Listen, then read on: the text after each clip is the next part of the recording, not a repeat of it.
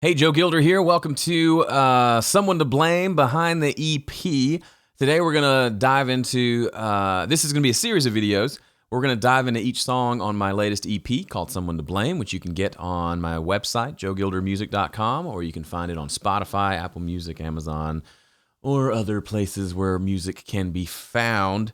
But what I want to do in this video series is kind of just show you a little behind the scenes of what kind of went into making it from a production standpoint. So what did I include? Maybe a little bit about mixing, but mostly just about the tracks that I included and kind of how I pieced the song together. As you may recall, this was all essentially done in about a 2-week period. It was supposed to be the entire month of February, but really couldn't schedule drum tracking until like the 13th of the month. February is a short month, so that's 15 days. So yeah, I was moving pretty fast on a lot of this, and in the middle of that, I had a 3-day session for another client. EP that we recorded, so I didn't work on this for several days in the middle of that. So probably came out to maybe a week's worth of work. So there are good and bad things about that. Good is that it's out. Bad, there are corners I probably had to cut and things that didn't come out as well as I would like. I'll do a separate video or article about that maybe at the end of this series to talk about that. But I do want to share some of the fun things, because to me, this is what's exciting about music, is when I hear a song and I hear all the production, it's really it's exciting to see what things they did and different things they tried. Also, when I can get access to the tracks themselves, which at the end of the video, I'll tell you how you can get access to these as well. It's really nice because you can really get in and get behind the scenes. Kind of feel like you're kind of lifting the veil, looking behind the curtain to see really what all they did. So if you're not familiar with the song, that's totally fine. I'll link to it below. But here's a quick, just kick it off here at the verse. I've done it again, I've done it again. All that I own is covered in sin. Every day is a new day, a new chance to break something I love.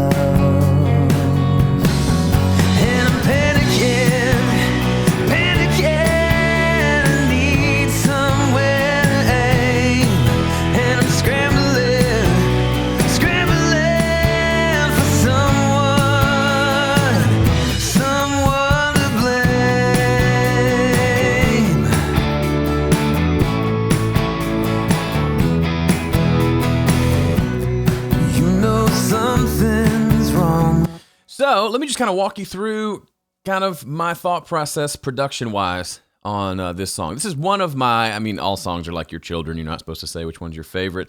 I think I'm probably most proud of this one, or happiest with how this one turned out from a production standpoint and mix-wise and all the other things.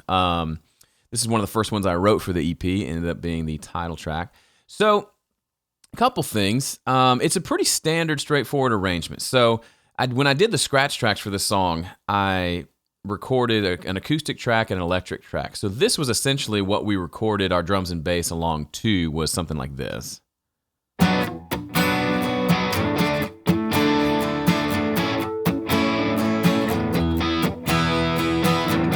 Pretty much just an acoustic playing and mic'd in stereo, and an electric guitar playing kind of the same thing. And that's kind of the basis for the whole song, that and a vocal.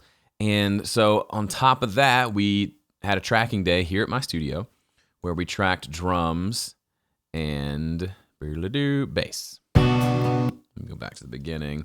And so we listened along. I was just engineering that day. I'd already recorded the scratch tracks. They listened along to a click track and those 2 guitars that you heard, and then they played this.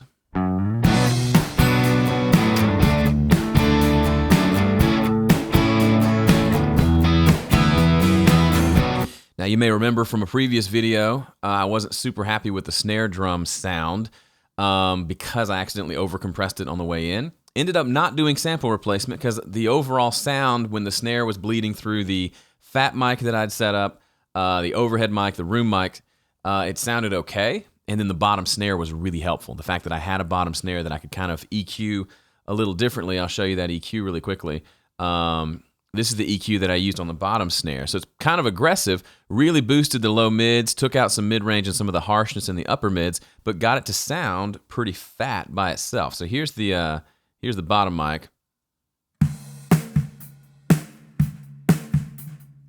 Not the best snare sound in the world. Blend it with the top mic, it's getting a little better. Got that, I like a thick snare sound. Then add in the fat mic, which was a ribbon mic run through that Limpander vintage tube crazy compressor thing.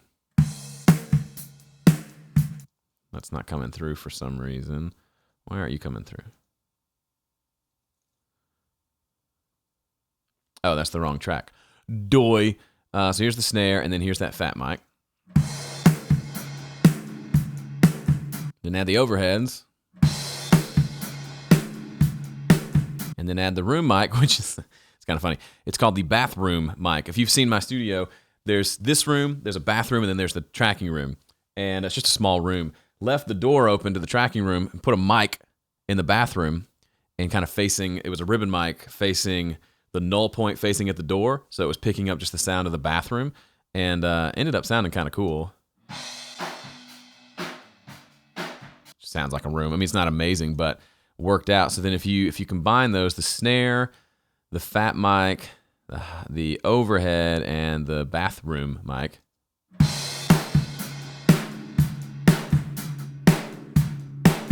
I was happy enough with that. I did try replacing the snare on one of the songs, and I just didn't think it added all that much and felt a little out of place. Now, granted, I didn't spend a lot of time on it and probably could have used a better method of doing it. Maybe I'll talk about that in another episode. But I was pretty happy with it. So back to where we were. Let me do this. Let me mute everybody. Roink. That'll make life a little bit easier. Okay, so we've got drums and bass, and then the main acoustic and the main electric. So the other thing I added for the intro, since the snare, admittedly, even with all that, it's not the best sounding snare in the world, and I get that, I added a lot of tambourine hits along the way to just kind of give the snare some brightness and kind of mask the snare, to be honest. So added that in, which kind of helped.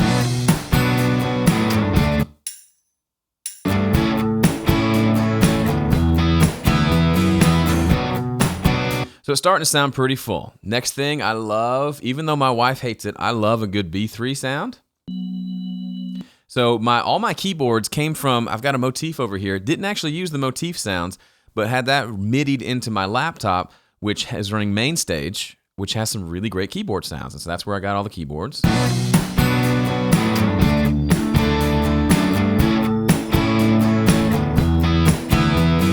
So the guitars and bass are all kind of that syncopated rhythm. Bump, down, bump, down, bump. Really cool, really grooving. I wanted a little more movement and then maybe a lead part. So the movement part, I got this really clean guitar sound and played that. I think it was with a Telecaster guitar.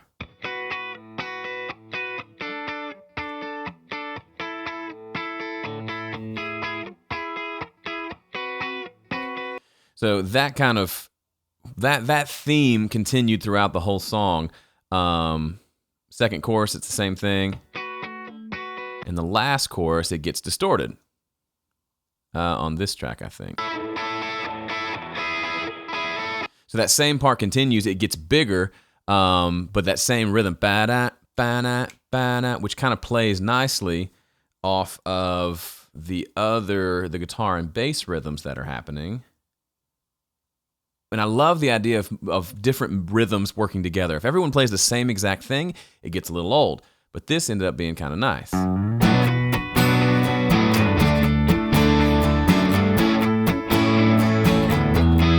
So they're all playing a slightly different rhythm, and it worked out pretty well. And then I decided I needed some sort of lead part. So I brought in, I've got a Line 6 M9, M5. I used to have the M9, now the M5. It's just got lots of different effects on there. It's on my pedal board over there. And there's one, I think it was like a synth sound, where it takes your guitar and turns it into kind of like a monophonic synth, where it kind of slides notes. And just found one that sounded kind of cool with a little delay and distortion. And so we added that as kind of the lead part for this section, or really for the whole song.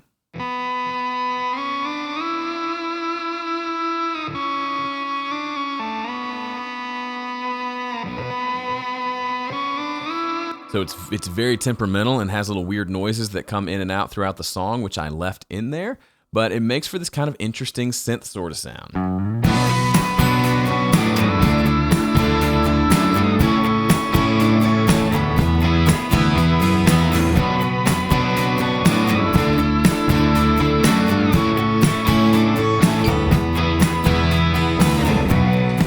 Then we drop back to just the two guitars, drums and bass for the verse. And even the organ drops out and doesn't come back in until the pre-chorus. And then we slowly add things back in. So kind of just real basic, probably straightforward production decisions there. So we get to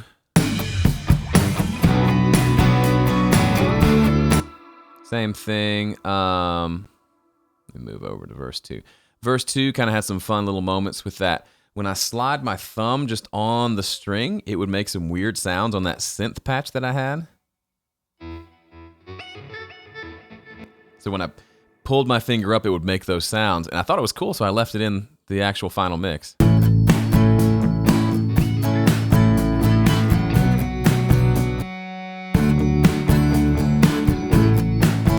And of course, by this point, the vocal is in. Everyone's got more problems.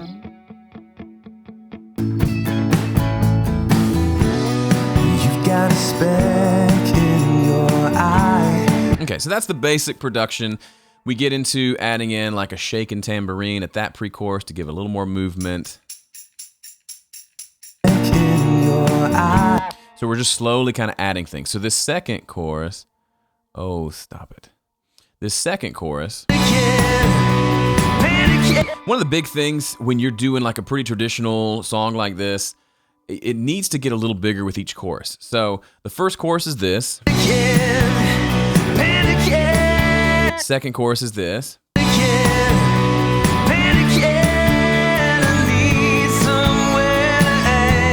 So there's a few more guitars there. It's got a little bit more energy. We go to the big bridge, which I'll get to in a second. But then the final chorus just has so much stuff happening. Couple notable things. A pad has been introduced, which I can bring in here. Sorry, I didn't have everything on. There's a pad being brought in. There's another guitar, this distorted guitar that I showed you earlier. That's in there. And then a bunch of other things come in too. But that for that chorus section, now we have all this happening.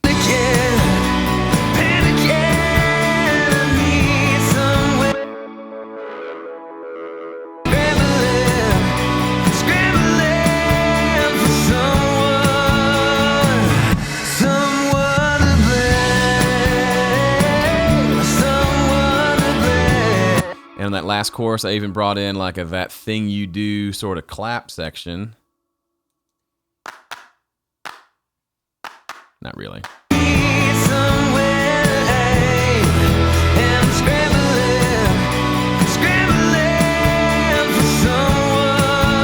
Which leads me to if that chorus, the reason that chorus is so big is because I made the bridge so big. So let me just unmute everything. So we've got everything unmuted. The original bridge was pretty straightforward. It's just two chords. It was kind of G to E minor to A. It was 3 chords, pretty much the whole thing. And when we recorded it, it sounded okay. It wasn't anything amazing, but this was kind of what we had after tracking day with a few extra guitars. Every time I try to break free, everyone's out to get me. Why won't they leave me alone? It sounds good. It's a little boring, right? And then I repeat that same line again in the vocal. So I started adding in more guitars to get it to sound bigger.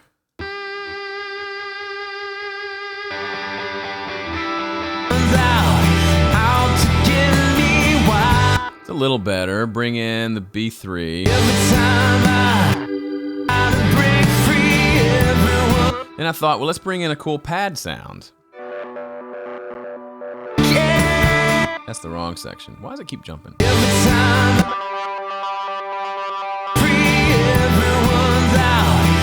Then Then I thought, I've never done an arpeggiated piano part before. Let's do that. So I brought in two, a higher one and a lower one. And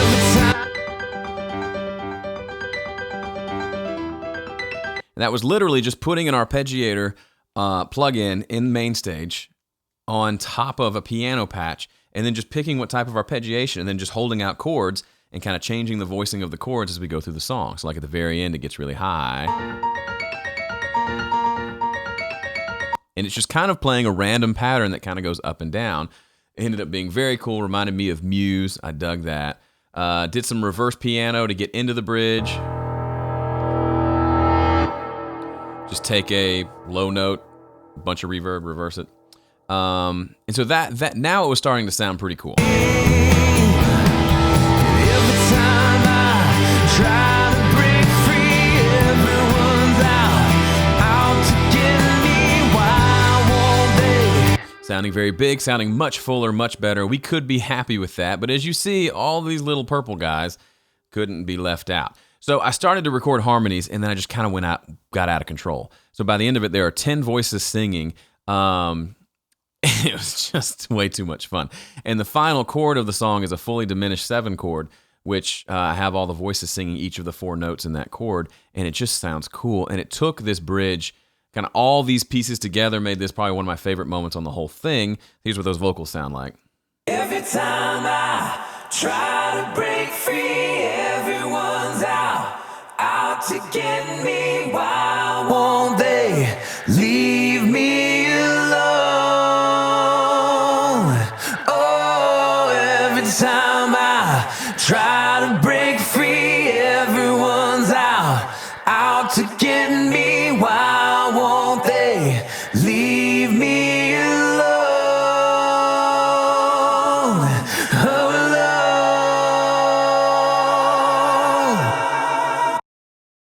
And then have it just cut off for the down chorus, which was super fun. Another cool thing I did while I was doing those vocals, I wanted some kind of swells going out of that bridge. And so I had a cymbal swell that I use all the time, which is right here going into the bridge. Recorded those like 12 years ago and still use them. But then I used the same one here, but just cut it off at the downbeat. So it has like a reverse cymbal sound. But then I also recorded myself breathing heavily, which added in. It's kind of cool. So here's all of it together. I'll let you hear the bridge kind of in its entirety with everything that we've talked about, so you can hear how it works on the record. Actually, let's build into it. Here we go. Every time I try to break free, everyone's out to get me. Why won't they leave me alone? Oh, every time I try to break free, everyone's out to get me. Why won't they leave me alone? Son of a gun, I didn't have the vocals on. I knew it sounded funky. Sorry. Let's just do the last half of the bridge. Sorry, that was a waste of your time. Every time I try to break free, everyone's out to get me. Why won't they leave me alone?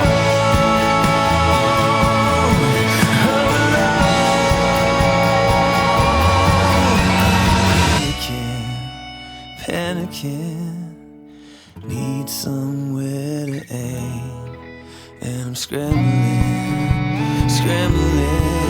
for someone. I'm panicking, I need somewhere. One of the most challenging things in producing a bigger song like this is how do I keep it, A, interesting? How do I make the last chorus, that bridge and chorus, how do I make them huge? But then how do I also make them contrast to the previous 2 choruses without making the first chorus sound boring, right?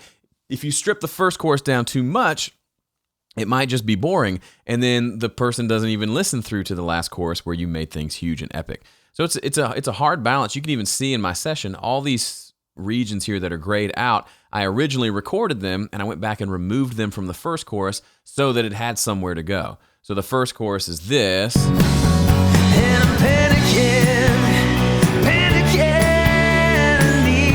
Second chorus is this.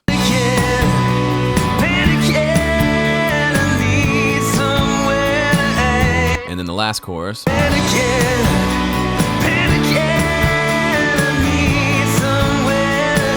Now, if you have two choruses that are exactly the same, is that wrong? No, I think you'll find on my song, The End, on this EP, that kind of, all those choruses pretty much sound the same because it was just more straightforward, couple guitars, rock out kind of song.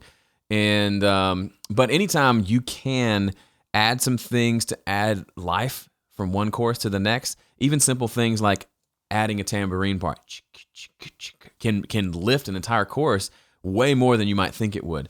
So think about those things in your productions, ways that you can keep it interesting. So if I were to jump to any of the choruses, there would be subtle differences that would give it more energy as we move through the song. Song is all about telling a story. Now, this isn't a story song that says, my name's Joe, I'm going to tell you a story. But it needs to take you on a journey, right? And that journey needs to keep you interested. People want to be entertained, but they want to listen to something that's interesting. And so moving through the whole process keeps that interesting. One final thing that I did on that last chorus, at the end of the down chorus, where is it? No, it's in the middle of the up chorus, before the outro.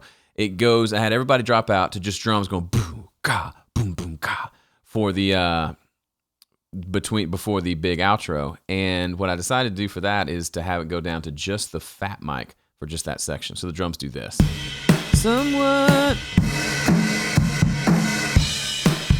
So it just transitions out. It mutes everything in the session except for the vocal and that drum part. And it ends up being kind of a fun little moment.